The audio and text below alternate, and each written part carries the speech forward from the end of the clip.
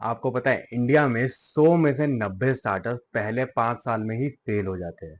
उसका रीजन ये है कि लोगों के लिए बिजनेस शुरू करना आसान है, लेकिन उसे लंबे टाइम तक सस्टेन करना बहुत मुश्किल है। लेकिन मुश्किल है क्यों और कैसे हम उसे सॉल्व कर सकते हैं, इन सारे सवालों का जवाब आपको मिलने वाला है इस वीडियो में।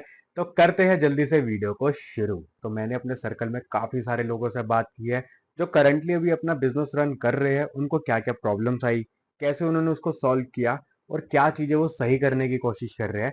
उन सारे रियल टाइम सिनेरियोज के बेसिस पे मैं आपके साथ ये सारे पॉइंटर शेयर करने वाला हूँ।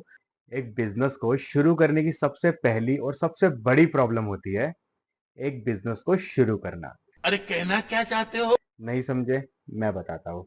एक बिजनेस को शुरू करने से पहले लोग टास्क की बहुत लंबी सी लिस्ट बना लेते हैं कि मुझे प्रोडक्ट देखना है, मार्केटिंग देखना है, सेल्स देखना है, मुझे डिजाइन भी करना है, मुझे पैकेजिंग भी देखनी है, मुझे बहुत सारी चीजें देखनी है।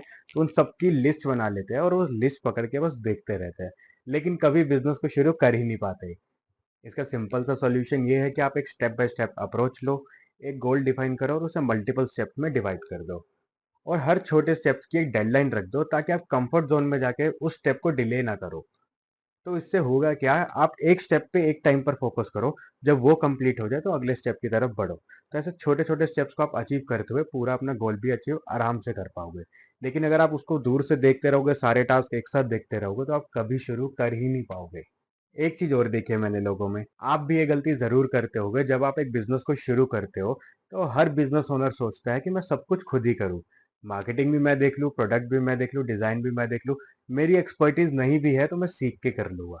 देखो भाई, ये मोटिवेशन के लिए बहुत अच्छी चीज है, लेकिन आप एक बिजनेस शुरू कर रहे हो तो मेक श्योर कि आप जो पैसा लगा रहे हो, जो टाइम उस पर लगाने वाले हो, वो आपका वेस्ट ना हो। तो जो आपको आता है, जिसमें आपकी एक्सपर्टीज है, वो तो आप खुद करो, लेकिन जो आपके वीक पॉइंट्स है उसे फ्रीलांस बेसिस पे आप आउटसोर्स करो और उन लोगों को उस पर काम कर रहे हो जो सालों से उस पर करते आ रहे हैं, जो उस फील्ड में उस पर्टिकुलर टास्क के लिए एक्सपर्ट्स है। अब आप बोलोगे कि बिजनेस की स्टार्टिंग में अगर हम बाहर के लोगों से काम करवाएंगे तो खर्चा तो बहुत बढ़ जाएगा और स्टार्टिंग में उतना बजट तो नहीं होता। बिल्कुल सही बात है, लेकिन कौन आपको कह रहा है कि आप स्टार्टिंग में ही एक बड़े स्केल पे स्टार्ट करो? छोटे स्केल पे स्टार्ट करो, लेकिन क्वालिटी को स्टार्टिंग से मेंटेन करके चलो। अब लोग क्या करते हैं, अपनी मार्केटिंग के लिए या पैकेजिंग के लिए कोई डिजाइन टेम्पलेट उठाया और मार्केटिंग करना शुरू कर दी। अब वो ये नहीं समझते कि 500 लोग वही टेम्पलेट, वो फ्री टेम्पलेट उठा के मार्केटिंग कर रहे हैं। तो आप मार्केटिंग पे जितना पैसा लगा रहे हो वो सारा बर्बाद। क्योंकि अगर आप कंज्यूमर के पॉइंट ऑफ व्यू से देखोगे तो उसको 500 सेम टेम्पलेट दिख रहे हैं, उसे नहीं पता कि कौन सा ब्रांड क्या करने की कोशिश कर रहा है, उसके लिए सब सेम है। तो इसलिए एक पर्टिकुलर काम के लिए एक प्रोफेशनल की हेल्प जरूर लो। लेकिन फिर भी अगर आप सब कुछ खुद करना चाहते हो तो मैं आपको दो वीडियो सजेस्ट करूंगा, एक पैकेजिंग की और एक ब्रांडिंग की। मैंने दोनों वीडियोस आपके रेफरेंस के लिए आई बटन में डाल दी है। तो इन वीडियोस में मैंने स्टेप बाय स्टेप बात की है कि आप कैसे ब्रांडिंग कर सकते हो, कैसे पैकेजिंग कर सकते हो, क्या जब हम दूसरे ब्रांड्स के लिए काम करते थे तो क्या क्या प्रॉब्लम्स आती थी, उनमें से क्या लर्निंग्स हमें मिलती थी, और उन सबको कंबाइन करके मैंने इस वीडियो में डाला है। तो वो वीडियो जरूर देख लेना और इस वीडियो को लाइक कर देना और चैनल को सब्सक्राइब कर देना। इससे हमें मोटिवेशन मिलता रहता है ऐसी और वीडियोस बनाने के लिए। तो अब आती है तीसरी सबसे बड़ी प्रॉब्लम। बिजनेस ओनर्स अपना फाइनेंस ही नहीं ट्रैक कर पाते हैं, अपने एक्सपेंसेस, अपने प्रॉफिट को कैलकुलेट नहीं कर पाते हैं और कुछ साल बाद उन्हें पता चलता है कि 35 लाख का तो हमारा इन्वेस्टमेंट है, तो 36 लाख का घाटा कैसे हो गया? ऐसा आपके साथ ना हो। इसलिए स्टार्टिंग से ही अपना फाइनेंस ट्रैक करते रहो। क्विक बुक्स या फिर जो बुक्स जैसे सॉफ्टवेयर्स को यूज करो, जो आपको हेल्प करता है आपके इनकम और आपके एक्सपेंसेस को ट्रैक करने में। और जब आप अपने बिजनेस के कैश फ्लो को अच्छे से ट्रैक करोगे, तभी आप अपने बिजनेस के लिए एक फाइनेंशियल प्रोजेक्शन बना पाओगे, जो आपको एक अंदाजा देगा कि आप कितनी ग्रोथ एक्सपेक्ट कर सकते हो फ्यूचर में। नेक्स्ट प्रॉब्लम जो है वो बहुत कॉमन है और बहुत लोग ये गलती करते हैं। आप भी ये गलती जरूर कर रहे होगे अपने बिजनेस में। जब आप एक स्ट्रेटेजी बनाते हो अपने बिजनेस के लिए, जो आपके लिए अच्छे से काम भी करती है, लेकिन आप उसी एक स्ट्रेटेजी को फॉलो करते रहते हो इस डर से कहीं आपने कुछ चेंज किया तो कुछ खराब ना हो जाए, कहीं बिजनेस डाउन ना चला जाए।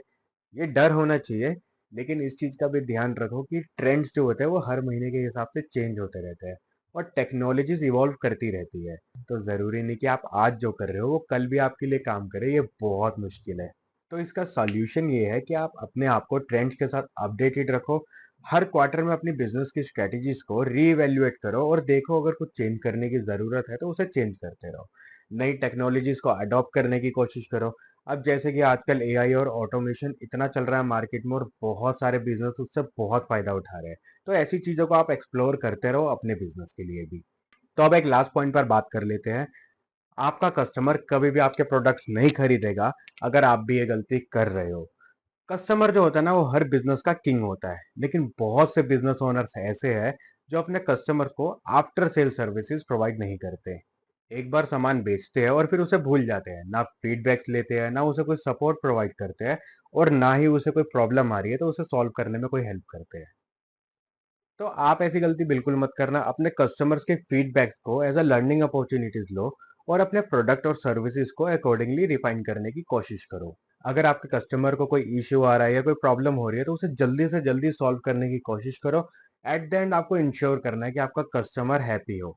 इससे आपके ब्रांड के लिए लॉयलिटी बढ़ेगी आपके कस्टमर्स की, और आपके कस्टमर्स भी रिटर्न आते रहेंगे, जिससे आपका रिटेंशन रेट बढ़ेगा, जो कि बहुत जरूरी है आज के टाइम पे किसी भी बिजनेस की ग्रोथ के लिए। तो ये थे कुछ पॉइंट जो मैं आपके साथ शेयर करना चाहता था। और अगर आप अपने बिजनेस में इनको इम्प्लीमेंट करोगे तो आप एक स्ट्रक्चर तरीके से अपने बिजनेस को मैनेज कर पाओगे, और धीरे धीरे अपने बिजनेस को ग्रो कर पाओगे। अगर आपको ये वीडियो हेल्पफुल लगा हो तो लाइक जरूर करना और सब्सक्राइब जरूर करना। और अगर आपको सीखना है कि आप कैसे एक ई कॉमर्स प्लेटफॉर्म स्क्रैच से सेटअप कर सकते हो, और कैसे आप अपने प्रोडक्ट की पैकेजिंग कर सकते हो, बिजनेस की ब्रांडिंग कर सकते हो, तो उन सबसे रिलेटेड वीडियो मैंने आपके लिए आई बटन में डाल दी है, वो जरूर देखना। मिलते हैं किसी और वीडियो में सीखेंगे कुछ नया। Bye bye.